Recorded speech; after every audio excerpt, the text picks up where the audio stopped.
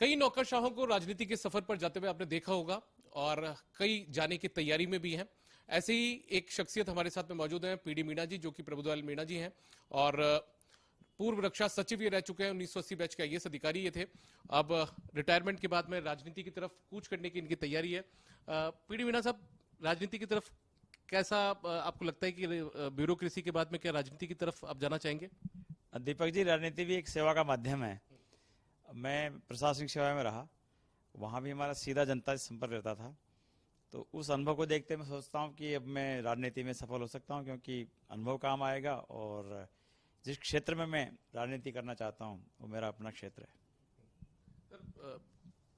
आप रहने वाले बस्सी इलाके के हैं, बस्सी विधानसभा में जो दौसा का एरिया है, दौसा लोकसभा में आता है, वहीं से तैयारी कर रहे हैं आप? जी, दौसा लोकसभा क्षेत्र में मेरा गांव आता है और इसमें हमारा घर है, खेती बाड़ी है, हमारे लोग बाग हैं, मित्र हैं, रिश्तेदार हैं और सबसे मैं काफ़ी परिचित हूँ।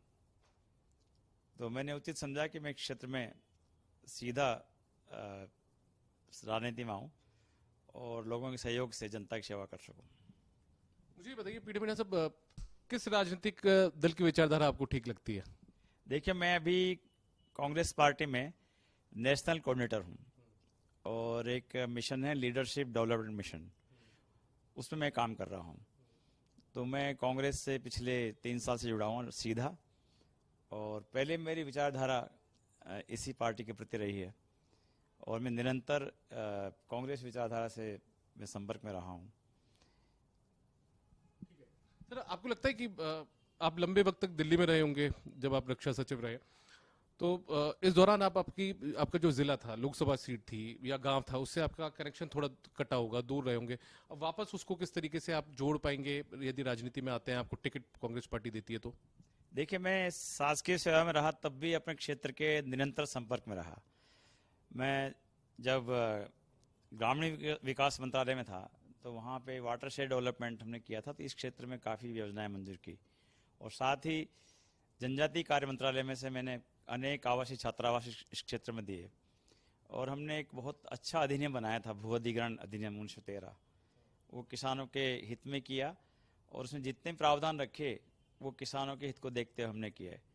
तो मैं निरंतर सेवा में रहते हुए भी अपने क्षेत्र के संपर्क में रहा हूँ, तो ऐसा कभी भी कोई अलगाव नहीं रहा या कोई गैप नहीं हुआ, तो मुझे उस तरह की कठिनाई कोई समक्ष में नहीं आ रही है। सर, मुझे ये और बताइए कि बहुत लंबी पढ़ाई करने के बाद तो आईएएस की नौकरी हासिल होती है और बहुत चुनिंदा लोगों को होती है, लाखों लोग जाते होंगे, जब उसमें से मुट्ठी भर लोग उसमें आईएएस के लिए सेलेक्ट होते हैं। उस दौर की सेवा करने के बाद में या वो नौकरी करने के बाद में राजनीति में आना कितना, मतलब आपको लगता है कि सेट हो पाता है कोई इंसान? शासकीय सेवा में एक अनुशासन रहता है, कोड ऑफ कंडक्ट होता है, लेकिन उसके भीतर भी हम लोगों से सीधा मिलते रहते हैं। जैसे एज कलेक्टर सबसे लोगों से मिलते हैं, गांव जाते हैं, तो बात तो वही है, आप उस तरह से सेवा करें, शासकीय सेवा में रहते हुए लोगों की सेवा करें या राजनीति में आए, इसमें थोड़ा आपका खुद का सोच, खुद का विचार। राजनीति मतलब एक सशक्त माध्यम है सेवा करने का, जनसेवा का। हाँ, इसमें देखिए आपका खुद का इसमें सोच आप विकसित कर सकते हैं और उतना कठोर अनुशासन इसमें नहीं होता। सभी पार्टियों में अंदरूनी डेमोक्रेसी है और आप अपने विचार अपने हिसाब से इसमें लागू कर सकते हैं और आपका खुद का समय रहता है, इसमें आपके समय का प्रतिबंध नहीं होता।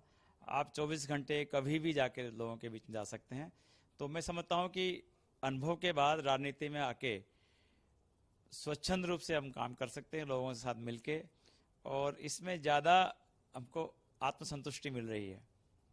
पीडी मीणा जी, मुझे एक सवाल और पूछना है आपसे कि आप जिस सीट का जिक्र कर रहे हैं, दौसा लोकसभा सीट बहुत चर्चाओं में रहती है, दौसा लोकसभा सीट है ना, लेकिन उसकी एक विडंबना ये भी है, दौसा की जयपुर से बहुत ही कम दूरी पर दौसा पड़ता है। मुश्किल से मुझे लगता है, जहां तक मैं ठीक हूं, कि 50 से 56-57 किलोमीटर की दूरी के बीच में दौसा है। लेकिन जिस तरीके से दौसा का डेवलपमेंट होना चाहिए, क्या हुआ वो, और क्या आपके पास विजन होगा? देखिए, दौसा के विकास को समझने के लिए हमको थोड़ा इतिहास में जाना पड़ेगा। राजेश पायलट साहब ने दौसा के विकास में बहुत काम किया।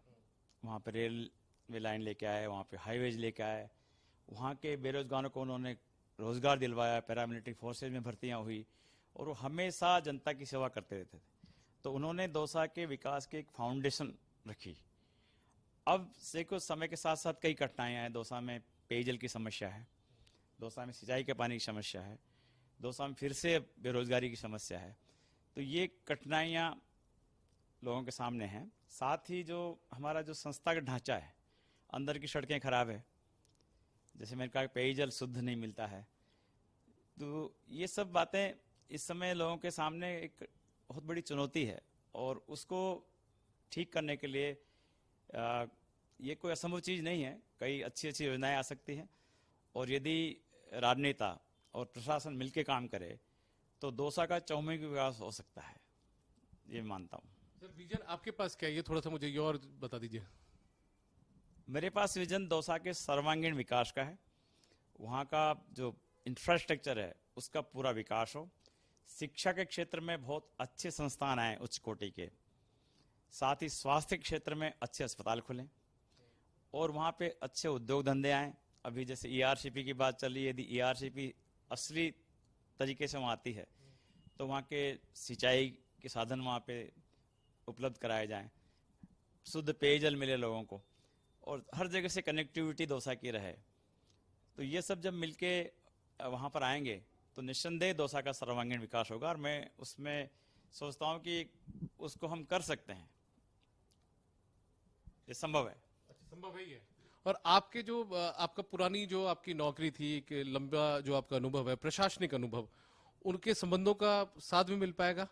बिल्कुल, प्रशासनिक अनुभव और पॉलिटिकल अनुभव को आप बहुत ज़्यादा अलग नहीं कर सकते, क्योंकि हम उच्च स्तर पे वरिष्ठ जो राजनेता हैं उनके साथ हमने काम किया हुआ है, तो उनका विजन भी हम देखते हैं, और बड़े नज़दीकी से उनके साथ काम करने में जो अनुभव हुआ है उसको मैं चाहता हूं कि यदि इसमें उपयोग होगा तो मुझे बहुत आसानी होगी।